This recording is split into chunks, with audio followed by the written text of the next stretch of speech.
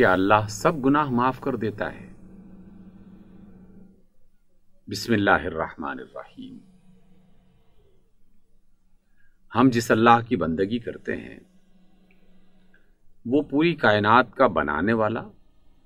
اس کا مالک، بادشاہ، سلطان معظم، مختار کل ہے۔ ان اللہ علی کل شیء قدیر، یہ جملہ جب بھی ہم پڑھتے ہیں، یہ آیت جب بھی ہم دہراتے ہیں تو یہ ہر چیز کو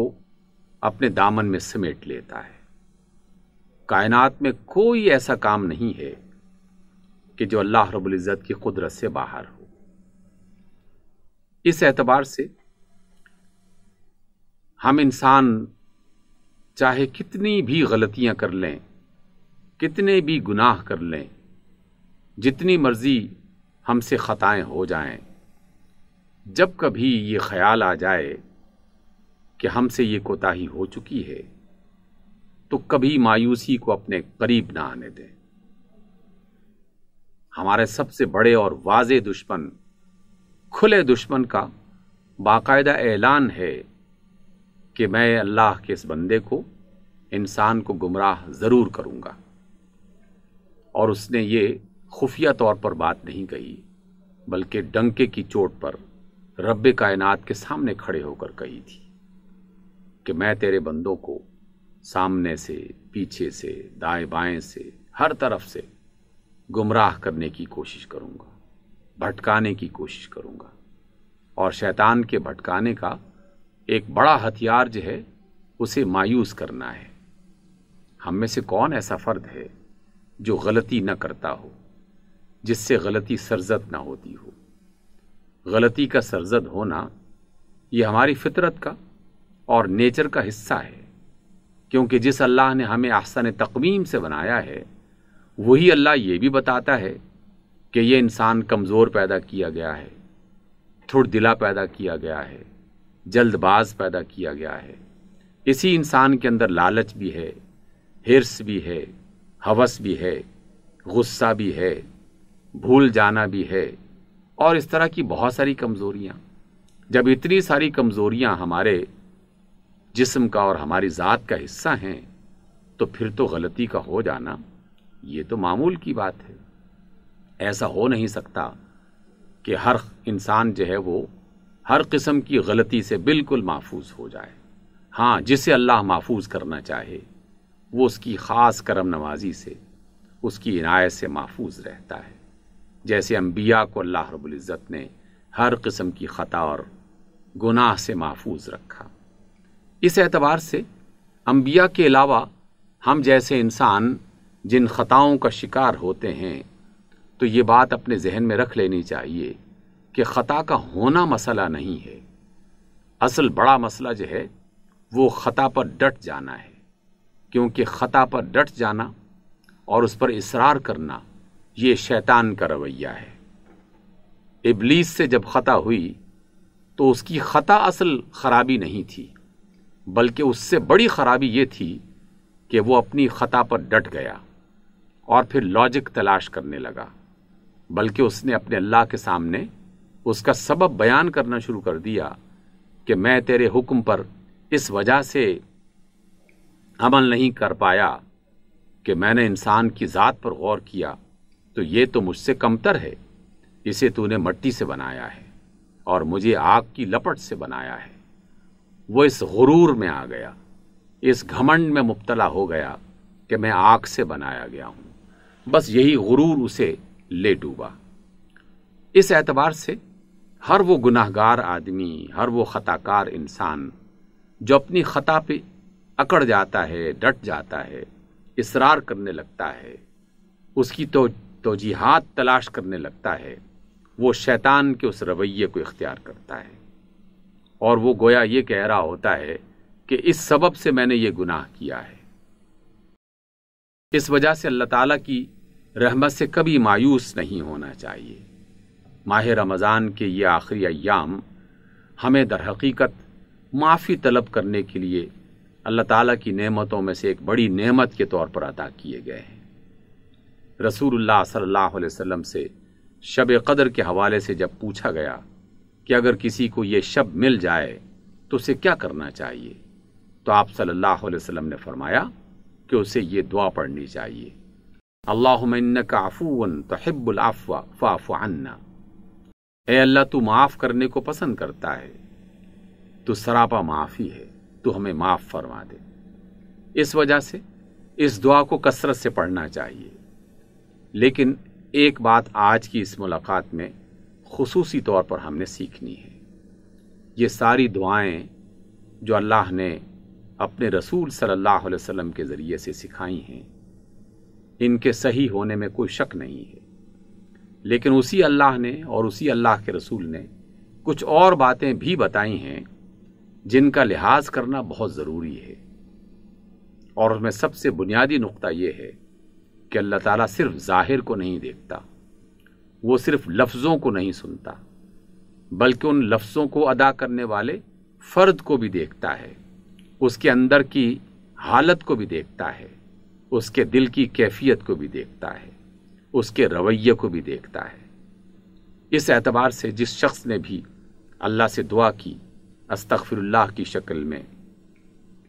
اور اللہم انی ظلمت نفسی اس طرح کی دعائیں پڑھنے کی صورت میں، لا الہ الا انت سبحانک انی کنت من الظالمین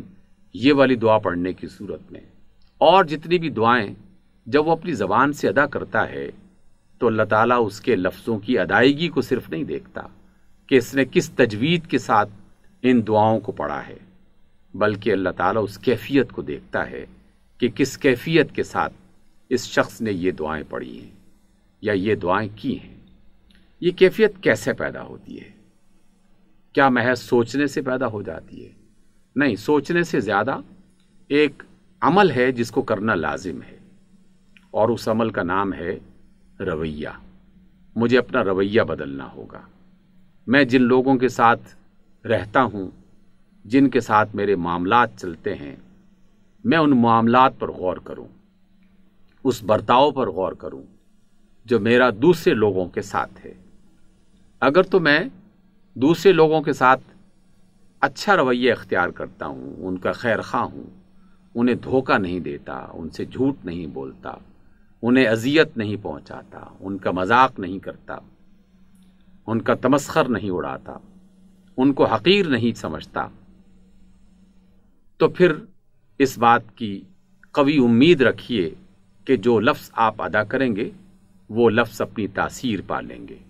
وہ دعا اللہ تعالیٰ کے ہاں قبول ہوگی۔ لیکن اگر میری زبان سے میرے گھر کے افراد، میرے آس پاس کے پڑوسی، میرے عزیز قریبی رشتہ دار وہ محفوظ نہیں ہیں، میرے ہاتھ کے ذریعے سے وہ تمام لوگ محفوظ نہیں ہیں جو معاملات کرتے ہیں میرے ساتھ۔ میں دکاندار ہوں تو غلط مال بیچ رہا ہوں،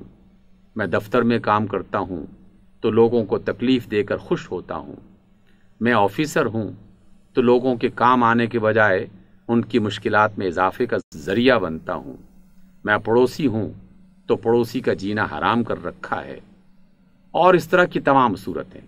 ایک عام آدمی سے لے کر ایک اعلیٰ سے اعلیٰ حکمران، وہ سب کے سب اپنے رویوں پر غور کریں۔ اگر ان کے رویے درست ہیں تو ان کے لفظوں کو اللہ تعالیٰ تاثیر کی دولت عطا کرے گا، ان کی دعائیں قبول ہوں گی، ان کے آنسو رنگ لائیں گے، ان کی عبادتیں قبول ہوں گی۔ لیکن اگر ان کے رویے درست نہیں ہیں تو جان لیجئے کہ اللہ تعالیٰ ان کے کلمات کو، ان کی نمازوں کو، ان کی عبادتوں کے مختلف اندازوں کو بالکل نظر انداز کر دیں گے۔ اللہ تعالیٰ کو اس بات کی کوئی حاجت نہیں ہے کہ انسان اس کی عبادت کرے۔ اس کی کائنات میں کروڑ ہا کروڑ ایسی مخلوقات پائی جاتی ہیں جو ہر لمحے اس اللہ کی عظمتیں بیان کر رہے ہوتے ہیں، اس کی تسبیحات کو پیش کر رہے ہوتے ہیں، صبح سے لے کر شام تک اور شام سے لے کر صبح تک، ایک ایک ذرہ، درختوں کا ایک ایک پتا، ایک ایک پرندہ، ایک ایک کیڑا مکوڑا، کائنات کی تمام کہکشائیں، ہر ستارہ سیارہ اس کی تسبیحات پہ مگن ہے، اور کروڑ ہا کروڑ قسم کے فرشتے وہ اللہ کی تسبیح میں ہر وقت مگن رہتے ہیں۔